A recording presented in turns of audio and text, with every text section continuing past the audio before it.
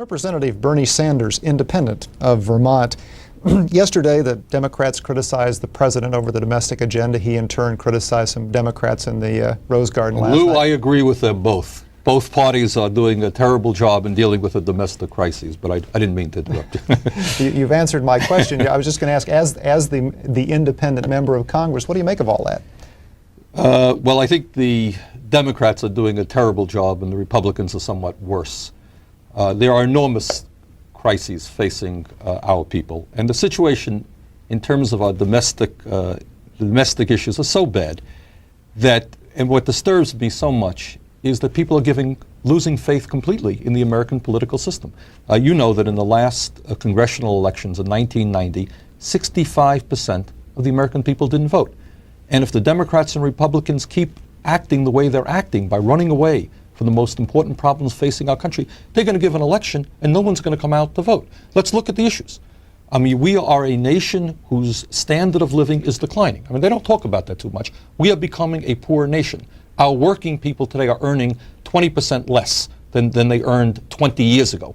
We are losing significant sections of our manufacturing sector, and our kids are going out flipping hamburgers at McDonald's for minimum wage. Do you think that the Democrats and Republicans have an industrial policy which will rebuild America? They really do not.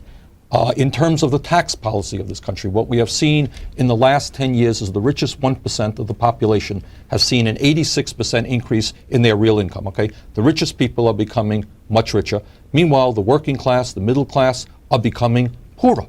Now, all over America, people say, let's see, the rich are getting richer, middle class and the poor are getting poorer. Maybe we should suggest that the rich, who are today paying less in taxes than they did 10 years ago, maybe they might be asked to pay more in taxes. The working class, the middle class that are getting poorer, might be asked to pay less in taxes rather than more.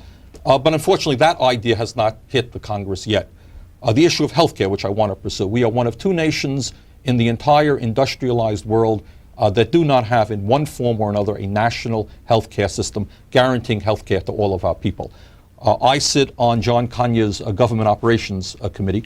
We have held several hearings comparing the Canadian healthcare system, which is universal, which is comprehensive, which is much more cost-effective, with our system, which is totally out of control. You would think that the Congress would now be prepared to stand up to the insurance companies, the pharmaceutical companies, the AMA, the medical equipment suppliers, and say, fine, let's move toward a Canadian-style national healthcare system. Well, some of us are pushing that. And I'll be delighted to talk about the bill that I've brought before the Congress. But to be very frank with you, I don't think we have a whole lot of support for that yet. The people are going to have to stand up and say we want national healthcare. So I could go on and on. The distribution of wealth in this country, the fact that our cities and towns, major cities are literally falling apart, they're disintegrating, while the federal government has turned its back in terms of providing aid for education, for infrastructure improvement, and so forth and so on. So I find it interesting. The Democrats, criticize the Republicans criticize the Democrats. They're putting the American people to sleep. The American people are giving up on Congress. They're giving up on what's happening in Washington. We need some fundamental changes. And in my view, as I've expressed for many years, I think we need a new political party, a third party, which brings together labor and working people and poor people and senior citizens and women and minorities, environmentalists, peace activists, all those people who today are understanding quite clearly that Congress is not representing their interests. You mentioned health care. That's a prime interest of yours. It sure is. What do you see on Capitol Hill to give you optimism that there will be a change? Well, let me give you the good news first.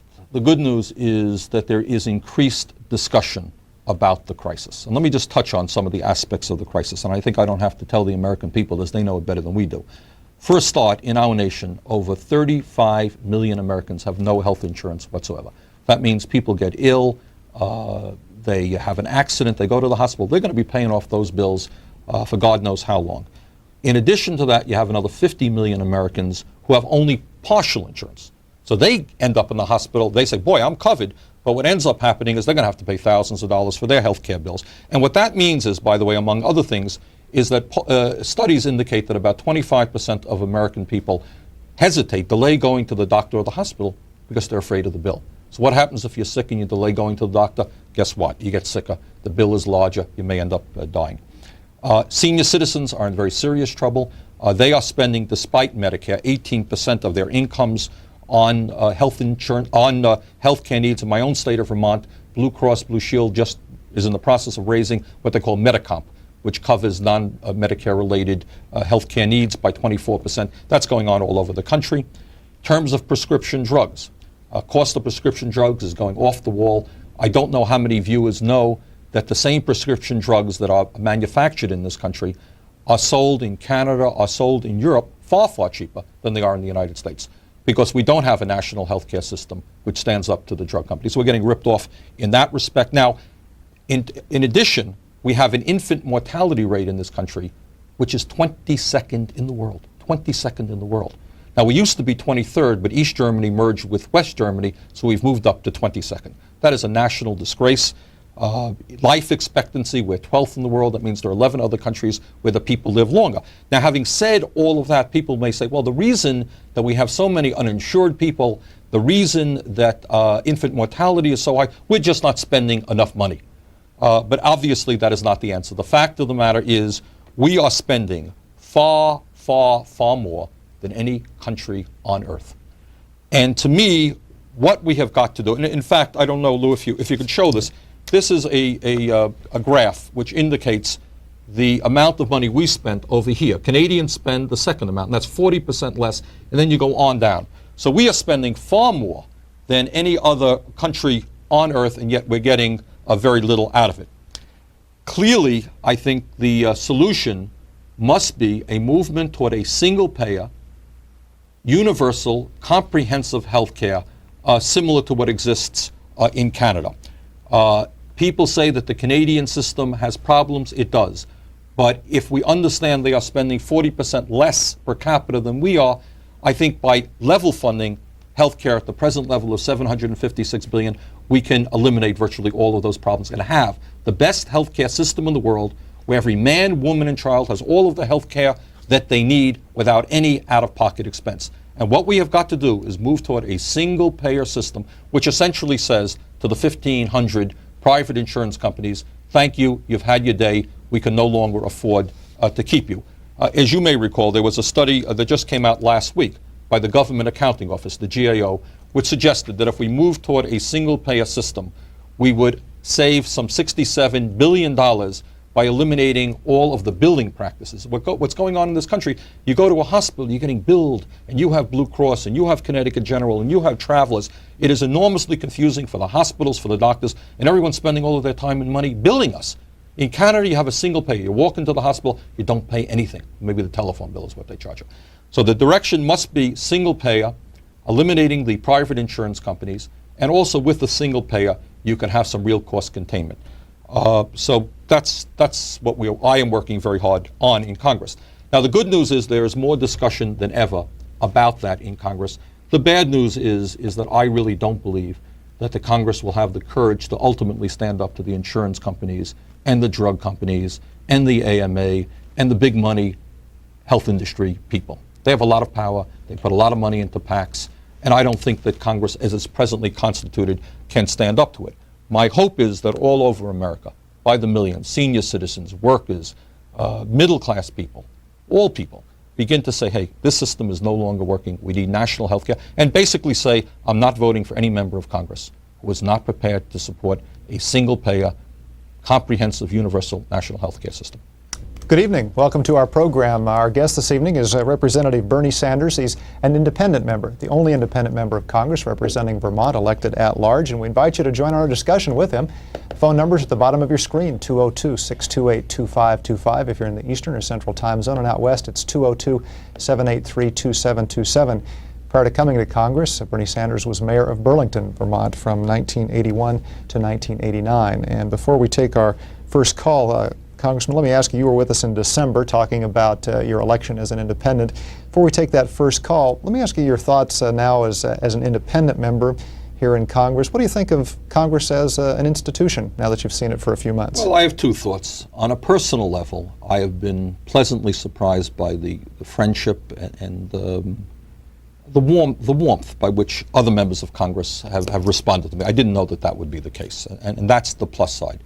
But on the political side, Lou, as I mentioned a moment ago, in my view, Congress is just very, very far out of touch with the problems facing working class Americans, elderly people, or poor people, you really don't get the feeling that there is a sense of urgency.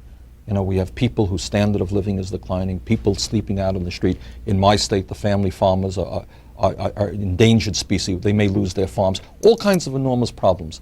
You just don't have the feeling that Congress is prepared to respond vigorously. They're living in another world. And I'm sorry to say that, but that is my First feeling. calls from here in Washington, D.C. Good evening. Good evening, Bernie. First, I want to tell you that I know you have a lot of support out there in the United States, and I greatly appreciate it. My family greatly appreciates what you're trying to do, and keep it up. And my question is, what role should the media be playing to help advance the public interest agenda in this country? Thank you. Boy, you've touched on an issue that it's worth a whole other show, the role of the media in American politics and so forth.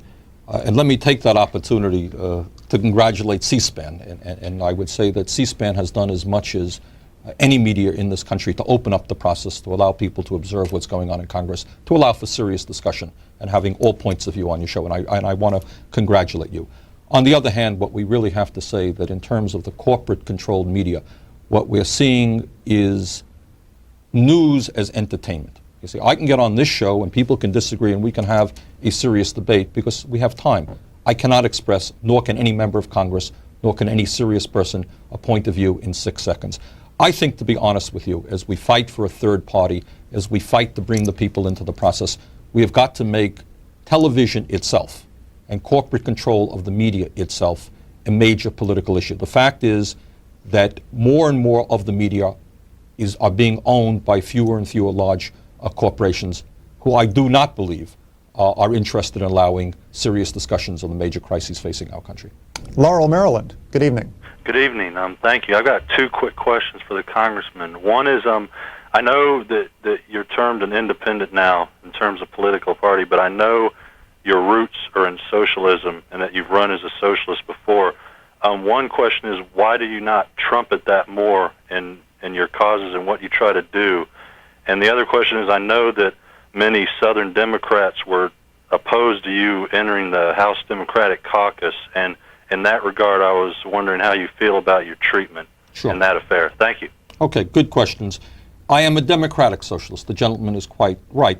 I am an independent for political purposes in the sense that I'm not a Democrat and I'm not a Republican, and that is how I am listed in the directory, and that's appropriate. You know, we don't go around saying this gentleman here, the congressman from Georgia, is a capitalist. We don't say that. We say he's a Republican or a Democrat. In that sense, I'm an independent. But I have no problem saying, and admitting, as everybody knows, I am a democratic socialist in the sense of Swedish social democracy, in the sense of the new Democratic Party in Canada, which may in fact become the next government of Canada, in the sense of Austrian social democracy, Western Europe social democracy. I think we have a lot to learn from those countries. Countries like Sweden, for example, which have excellent national health care system, free college education for their kids, which have 5 weeks paid vacation for all of their workers, which have had labor governments for 51 out of the last 58 years. We can't emulate Sweden or Austria, but there's much to be learned from those countries. To me, socialism means democracy, and it means representing the interests of working people and poor people. Ventura, California. Good evening. Good evening, Mr. Sanders. Yes. You're discussing trying to raise the issue with the American public in regards to health care and getting them angered enough to do something. I pulled over 7,000 doors in my congressional district and found only 5 people who disagree with the idea of a one-payer system. 2 issues which I stressed out of many in those conversations at the door was the fact that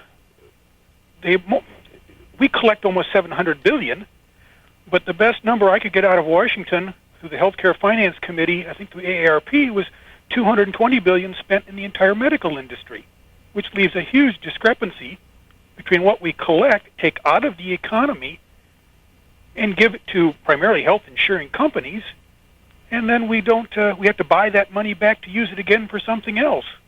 Now that would pay for the savings and loan crisis 2 or 3 times over.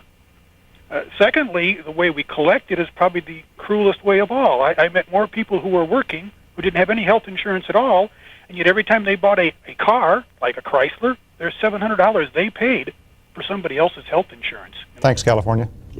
The gentleman is right, and I can only say that in my own state, we have recently, in the state of Vermont, held public hearings around the state. We're a small state, and we have gone to towns which have a few thousand people, and recently in Bennington, Vermont, White River Junction, Vermont, 150 people came out, workers and farmers and elderly people. I think, and the polling shows it. I mean, this is not what that gentleman says or what I'm saying. The polling shows the people of this country want to move toward a national healthcare system. They look favorably upon the Canadian system. And what I say to the view is call up your congressman and ask him if he's prepared to support single-payer national healthcare. And if he or she is not, tell them that you may not be interested in voting for them again. Pensacola, Florida. Good evening. Good evening. I've got a question for Mr. Sanders. From what I could tell from the American voter actually is shying away from big government spending. And now there is a health crisis in the country. I know I work in a hospital. But I was wondering, don't you think that perhaps federally subsidized insurance is a much more rational and much safer step at this time than a huge government program? Okay, let me respond in two ways. To be cost effective and to be able to get a handle on the rapidly escalating cost of healthcare, we must develop a single payer system. If you simply throw more money into the program, for example, if somebody comes here and says, look, I want to do something about 35 million Americans who have no health insurance, let's put $50 billion into that and cover those people. Well, in one way, we're delighted to see uninsured people covered, but on the other way, what we know is we're throwing good money after bad money because the system is out of control. We have to get a handle on why health insurance costs are going up 15 or 20% every year. Right now, the Physicians for National Healthcare recently estimated that we could save $100 billion a year if we move toward a single-payer system. If we eliminate all of that billing, the advertising, the profit-taking that exists, and the model is there in Canada. Second of all, that's the main thing. I think you need a single-payer system which can control the cost of healthcare. Second of all, in terms of the program that I'm advocating, and this is important, it is just as the Canadians do it. The Canadians don't have one healthcare program for all of their provinces. What they have is each province has certain guidelines. If it's single payer, it's universal, it's comprehensive. Each province makes the decisions as to how they best want to raise their money, and they administer the program. That is the program that I'm advocating as well. Melbourne, Florida. Good evening. Yes, I would like to comment on the Canadian system. 12 years or 14 years ago, when I lived in Toronto, I think I paid $18 per month for family coverage. And around that time, I remember that Senator Kennedy was holding sessions in Congress. And people from Canada were invited to come down to appear before his House committee talking about a comprehensive national insurance program for the United States. And I have been living in the United States now since 1979. And here we are in 1991 still talking about the subject, and we have gotten nowhere. And just as another comment, while I was at the University of Illinois, I remember there was a young fellow from Wisconsin, and he made a point. Shakespeare says that many a truth is oftentimes spoken in jest. And he said that the United States had the best government that money could buy. And I just would like to hear your guest comment on those two issues. Thank you. Well, in one point that I want to make, tangential to what the gentleman said, is what polls that are done, which ask Americans, ask the English people, they ask the Canadians, how do you feel about your healthcare system? What the polls show is that very clearly our nation, the people in our nation, are most dissatisfied with our healthcare system. When the Canadians, who used to have our system, by the way, are asked, would you like to go back to the American system, all of 3% say they would. And there are problems within the Canadian system, that's clear. But people are by and large fairly well satisfied. And if we understand, when we compare the Canadian system to the American system, you're not comparing apples to apples.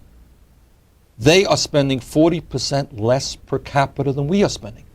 And yet, their system is working better for them than our system is working for us. The gentleman asked about the United States having the best system that money could buy.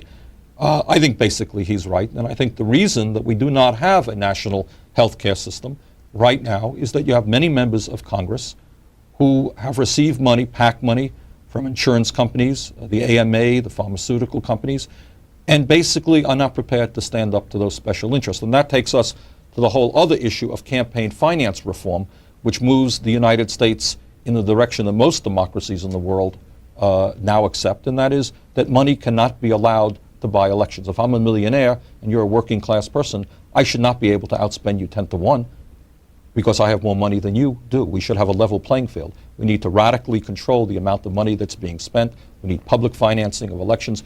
We need to open the airwaves to all candidates. How did you finance your last election? I financed, most of our money came from individual contributions. We received, I was outspent in terms of PAC contributions about 4 to 1, but we received money from labor unions and environmental groups. So we have accepted PAC money from those people who are prepared to defend and support workers, environmentalists, peace activists, and so forth. Reno, Nevada, good evening. Hello. I have 3 quick questions that are real important, and I want to say, Mr. Sanders, I respect you a lot, and thank God you're there. Thank you very much. And I love Mr. Dorgan, too. I wish Yep. he'd run for an independent president. Byron Dorgan is one of the very best members of the Congress. He is just a fine representative for the people, and let him know we appreciate that, too. You guys are, both of you are the best. I'd like to ask you, I understand that there was, first of all, does Congress believe that this administration that we know has had covert activities use drug money, funded by drug money? We had that come out in the Contra hearings. Do they think that they should take our rights when we already have the search and seizure? It seems like it's almost like there's a new doctrine in the police departments that everybody's starting to notice, that it's just becoming like a police state. Another thing is Nixon had Eagleton resign from the CIA, and he had, for almost 20 years, they had seriously looked for a mole within the CIA. They said that there was a war of deception and that the Soviets planned to go through the CIA, ruin the infrastructure, break the economy, and take our constitutional rights away. And it sure does seem like this is the scenario that's going on right now. And did Congress pass a bill that authorized the things that went on in the Contra affairs and this covert secrecy that Congress is allowing to go on in our government?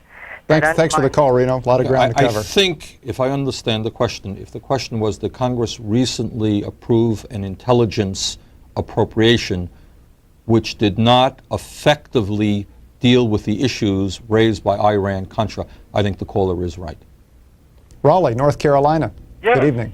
How are you doing? Good, sir. I have a quick question for the gentleman. His opinions and his stance on issues don't seem to be too different from Democratic responses. And I think they'd like to see everything go through the federal government. And I would like to see things placed more in the hands of the states because I believe there's more of an oversight there. Mm-hmm. And right now, so much stuff goes through the federal government. If it's going through the states, you know exactly how much is being spent in the state. Sure. You're able to call your representative a lot easier than calling somebody or contacting somebody in the federal government. And you also aren't able to, again, know truly how much you're paying. Why should I pay for some? He mentioned reparations or repairing cities. The federal government should be in that business. But why should someone in North Carolina have to reconstruct North New York City's streets or bridges or roads? Thanks for the call, Raleigh. Okay, well, 2 questions. If the gentleman had heard me earlier, I was the mayor of the city of Burlington for 8 years and was one of the leaders in my state for local control, the understanding that grassroots democracy, and real democracy means the people have to have access to the information, have to have empowerment, have to be able to implement ideas. So I don't disagree with him. Now, in terms of, for example, the national health care legislation that I am proposing, if the gentleman was here at the early part of the program, what he would have heard is that under my plan, the federal government will mandate single payer. You have to do that It has to be comprehensive. It has to be universal. But it will be the states that administer the program, not the federal government. It will be the states that determine how they collect their local share, their statewide share, not the federal government, for precisely the reasons that the gentleman indicated. In terms of why should North Carolina be concerned about the problems of New York City, we are one nation, not 50 separate nations. And I think and also the federal government has the capability of raising revenue in many instances in a more progressive manner than the states do. In my view, the federal government should be playing a very strong role in funding education so that school districts all over this country have the capability of well educating their kids without being dependent upon regressive local taxes. We have the obligation to make sure that all of our kids can afford to go to college. There are many important responsibilities that the federal government must tackle. Durham, North Carolina. Good evening. Yes, another call from North Carolina, just a few miles away from Raleigh. Yeah. I would just ask Congressman Sanders that if he cares for the democratic socialism of Sweden so much, that he tell the American people they have basically about a 70% marginal tax rate in Sweden, and that ought to be known. And in addition to that, I am extremely happy that he's listed as an independent when I see his votes every day on C-SPAN, so I can see where he votes. And one other point, you ought to listen to Rush Limbaugh every day because you're the joke of the House of Representatives. Well, in some circles, Rush Limbaugh is the joke that we talk about, so I'm not offended by that. In terms of the Swedish tax rate, in fact, the marginal rate is going down. There's a lot of debate in Sweden. But what the gentleman forgot to talk about is the government there, which is in power, the Social Democratic government, has been in power, I believe, for 51 out of the last 58 years. And if they're such a terrible government, and if they are oppressing their people so much, I wonder why they haven't been thrown out. Now, what the gentleman forgets to talk about is that in Sweden, yes, they pay more in taxes. I mean, in fact, you're not going to have a national health care system unless you have a tax base to support it, unless you are paying more in taxes. And I'm not here. You should get the Swedish ambassador on, actually, knows a lot more about Sweden than I do. But what should also be included, when the Swedish people go to the hospital, they don't pay for it. When the Swedish people, when they have children and they take parental leave, they get a year off without any, with full pay, so that they can well educate, they can take care of their kids and nurture their children. Workers, they have 5 weeks paid vacation. Workers on the job have a lot more to say about what's going on. College education is virtually free. So they are paying taxes, but you know what? They're getting something for the taxes they're paying for. In this country, many people are paying a lot in taxes. We're not getting all that much back. He used the term, and you both did, the marginal tax rate, That's the 70%. highest tax, yeah. So everybody's not paying 70%. Oh, of course not. No, of course not. That would be, they have a progressive tax system. And in fact, as I understand it, the marginal tax rate is going down. Several years ago, we used to have a marginal tax rate, I think not all that differently. But let me be also clear about the issue about taxes. Let me tell that gentleman that in the last 10 years, the very richest people in this country have become much richer. Their tax rates have declined. I have no problem with asking the wealthiest people in this country to pay significantly more in taxes. Stockton, California. Good evening. Yes, Congressman. I'd like to submit to you that the only enemy that the American people really face is the American government. We have taxation without representation or credibility. We have a 4- or 5-tier justice system we call traitors' heroes. We are constantly being besieged by, with a lead from the federal government on our constitutional rights, which are being suspended and oppressed. What I'd like to know is the military going to back the federal government against the American people eventually, or is this here thing going to be cleared up at one time or another without any bloodshed? Because the way you people, man, are going at it, I think the only thing you're going to have is an armed revolution. Congressman. Well, this gentleman thinks the situation, I think it's pretty bad. I guess he thinks it's worse. No, I do not think that the military is going to be taking over the government. Memphis, good evening. Good evening. Mr. Sanders, you make such good sense and speak so clearly of the issues that I wonder that I'm not surprised that Congress has difficulty understanding. They have made such a mess of this situation. As a nurse, I see it every day. For instance, last week I saw a family sign an agreement to pay $40 a month for hospital care, totaling about $60,000 for a child who would be dead within a year. That makes you sick. In addition to the drug companies and the insurance companies, which I feel are probably the worst enemies you have, what about the medical profession? Am I in the minority when I see this so clearly, or are they coming around? Well, let me give you the good news and the bad news. The good news is that for those doctors who are interested in practicing medicine rather than just making a lot of money, what those doctors are seeing is that it is becoming harder and harder for them to practice real medicine. In other words, they want to prescribe a prescription drug to somebody as part of the treatment. You know what? That person can't afford the prescription drug. They've got to change the nature of their treatment. They think a patient should need A, B, and C type of treatment. The patient can't afford it. So for serious physicians now, they are beginning to come on to a national healthcare concept because they want to practice real medicine. In Vermont recently, and again, we're a small state, 125 physicians signed a petition, a letter published in the newspapers saying, we believe in the concept of national healthcare. On the other hand, we should not kid ourselves that you have certain groups of physicians, especially the specialists, the people who are making a whole lot of money out of medicine. They will not like national healthcare, and I think they'll oppose us very strongly. Meridian, Mississippi. Good evening.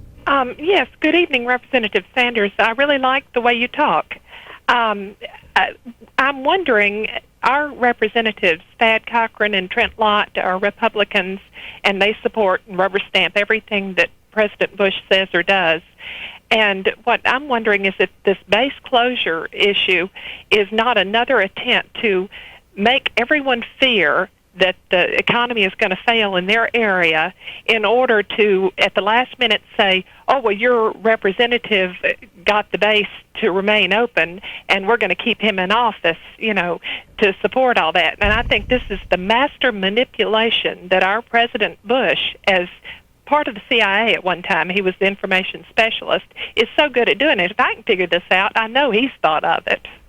Well, I honestly don't know all that much about it. I think what people have feared, and I won't comment more on that, is the possibility of politics intruding on the base closing. I hope it doesn't, and I can't comment more on it. I mean, what you don't want to see is certain political people being punished by having bases in their neighborhoods, in their districts being closed, and other people not. We hope that the base closing is done on a fair and objective manner. Denver, good evening. Good evening. As someone who grew up in the 60s and 70s, I really was kind of disillusioned during the recent Persian Gulf conflict, and I'd like to explain briefly why. It seems to me that during that time, many people who described themselves as liberals, especially liberal Democrats, and on the left side of the spectrum and political spectrum in general, were vehemently against the war. And then just a few months ago, people like Stephen Solars and many other former, quotes, liberals, all of a sudden became warmongers. And I must say that it seems to me that there's some kind of racism involved in the sense that the Vietnamese were not worthy of defending against communism, but yet countries in the Middle East were worthy of being defended and sending American troops. And I must say also I'm very disillusioned that many people in the Jewish community, it seems to me a lot of hypocrisy, and it seems to be also that the media just went along with this like a football game, cheering on the troops, whereas 20 years ago in Vietnam, the media seemed to be dead set against the Vietnam conflict. Denver, thanks very much for the call. Covered a lot of ground. Okay, let me just start off last and work back. I think the point about the media being a cheerleader rather than an objective observer, I think is true.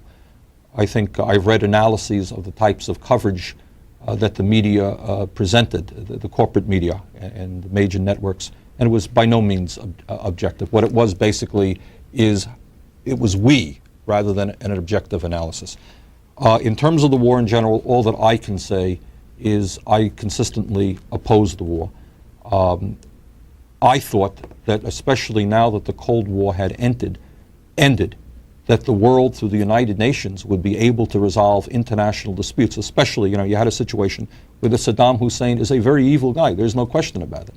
His invasion of Kuwait was absolutely wrong. But with the whole world united against this guy, wasn't there any other way that we could have defeated him, could have gotten him out of Kuwait, other than by a major war? And while people celebrate the victory of the war, and we applaud the armed forces for their very great effectiveness, what should not be minimized, what should not be forgotten, is probably, we don't know for sure, some 300,000 people died in that war.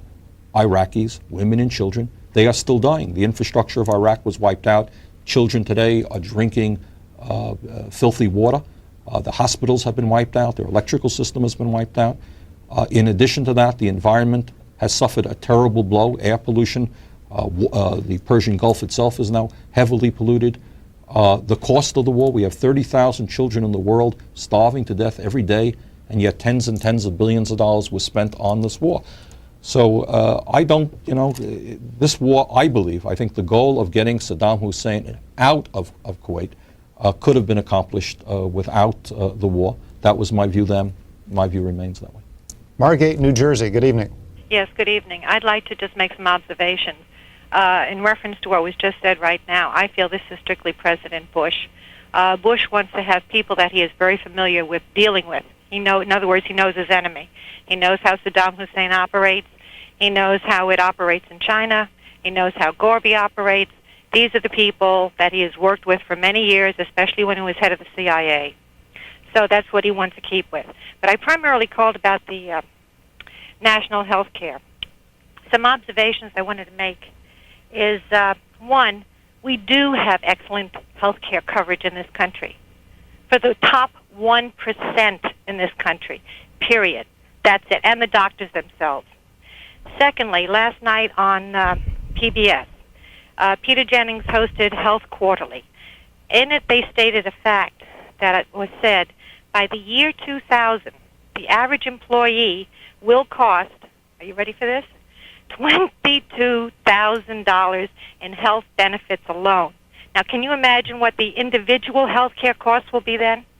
And the third observation I want to make is if we go from decentralizing to nationalizing, we are going to get a whole slew of little clinics which will look like jack-in-the-boxes. You're going to drive in, you're going to get 2 aspirins, you're going to get your temperature taken and your blood pressure, and they're going to say that's it and kick you out. I mean, I've seen a couple of these already on television, and they're little Mickey Mouse boxes, and it reminded me of a caricature of a jack-in-the-box drive-in. Thanks, New Jersey. I'm not quite sure I understood the third point. The second point, though, in terms of the tremendous inflation that we're seeing in health insurance costs, she's absolutely right.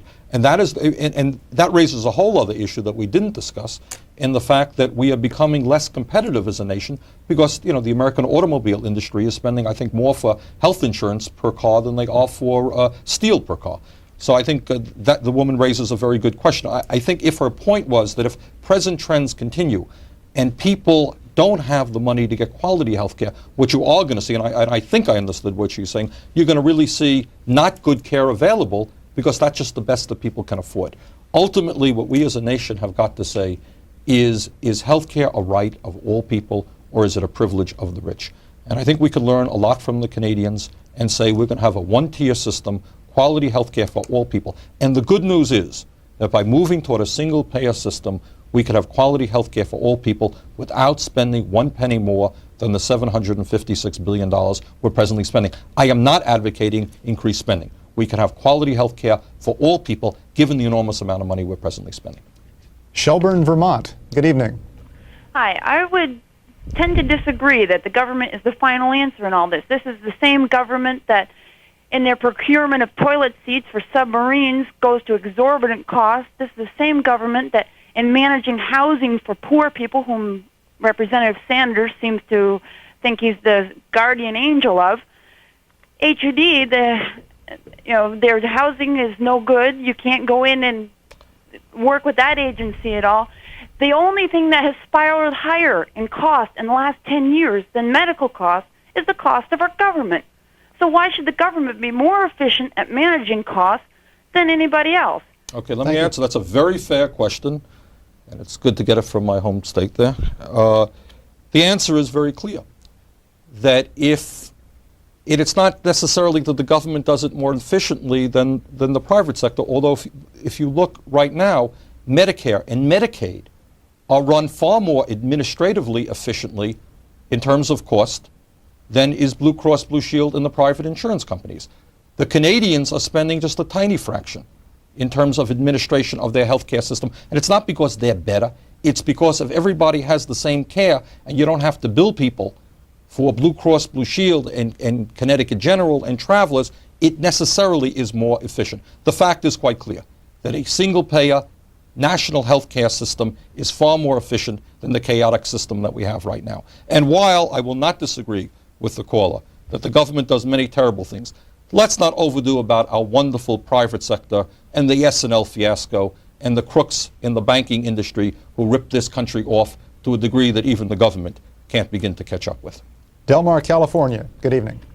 Yes, I'd like to inject a little scientific note into the proceedings.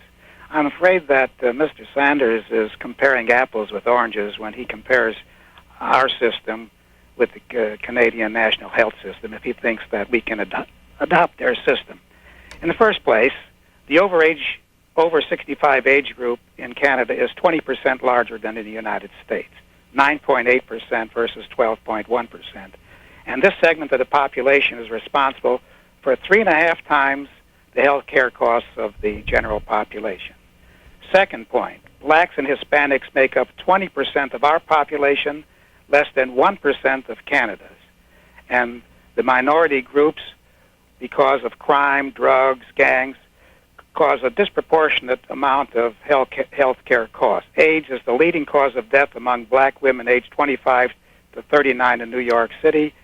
The greatest cause of death in black males 15 to 24 is homicide. As a matter of fact, the incidence of teenagers killed by guns is 1,700% higher in the United States than in Canada. Thanks for the call. Well, that tells us also a lot about Canadian society versus American society and the degree of crime and violence that exist here. The gentleman is not right. There may be, of course there are population differences, but what we are talking about is that the Canadians are providing health insurance to every man, woman, and child with virtually no out-of-pocket expense. They're providing free prescription drugs in most provinces, as I understand it, for their senior citizens, and they're doing that at 40% less per capita than we are. Now, there are those people, and as the debate becomes heated up, you're going to see on television all the people telling us just how different Canada is from the United States. The fact of the matter is that the Canadian system is working. If we spend more money on our system than the Canadians are on their system, we can eliminate some of the problems that they have. That is the direction to go. What the gentleman cannot argue against is that medical procedures in Canada, you want to go into an appendectomy in Canada, far cheaper than it is in the United States. Drugs, prescription drugs in Canada, far cheaper than in the United States. Administrative costs, far cheaper in Canada than in the United States. Now, we're going to have opponents. The insurance companies and the pharmaceutical companies are going to fight back. But I think the facts are very clear. Government Operations Committee under John Conyers has been holding some very interesting hearings. When you look at the facts, the Canadian system is in fact far superior than our system. Last call is from Miami. Miami, we have just a short time left for a quick question. Yes, I'd like to talk to you about the ERISA law and why our federal government should not be trying to place the burden of insurance on the employer. As you saw on the show that the lady mentioned last night on PBS, there was a man who worked for a company who had a child. Well, my wife became very ill, and even after I had increased my sales by 300%, they told me that they had to fire me. They told me that they'd done it with another man, and they went ahead and did it. So I've checked out the ERISA law, and I want to know if you think it has enough teeth, and explain to people what the ERISA law is. Well, I can't explain to people what the ERISA law is because I'm not thoroughly familiar with the ERISA law. But in terms of why the employers alone, I mean, there is a bill. It's called, Senator Kennedy is bringing it forth with Senator Rockefeller, and it would be an employer-mandated health insurance program. Basically, it would require all employers to start paying health insurance, and if they don't provide it for their workers, they have to pay into a special fund. The problem with that approach is it doesn't begin to get to the cost containment issue. As I indicated earlier, we are wasting between $67 billion, which is the GAO estimate, and over $100 billion, which other studies have indicated, by maintaining the chaotic system of 1,500 separate health insurance companies. The way to go, to my mind, is a single-payer system which treats all people. You're working, you're unemployed, you're a senior citizen, you're a pregnant woman. You know what? We all have the same quality care, and we don't differentiate between those who are employed, those who are unemployed, those who are retired. We finally say in this country, if you're an American citizen, you got all the quality care that you need without out-of-pocket expense, and it's covered by the general tax base. Representative Bernard Sanders, Independent of Vermont. Thanks very much. Thank you for being very with much. us.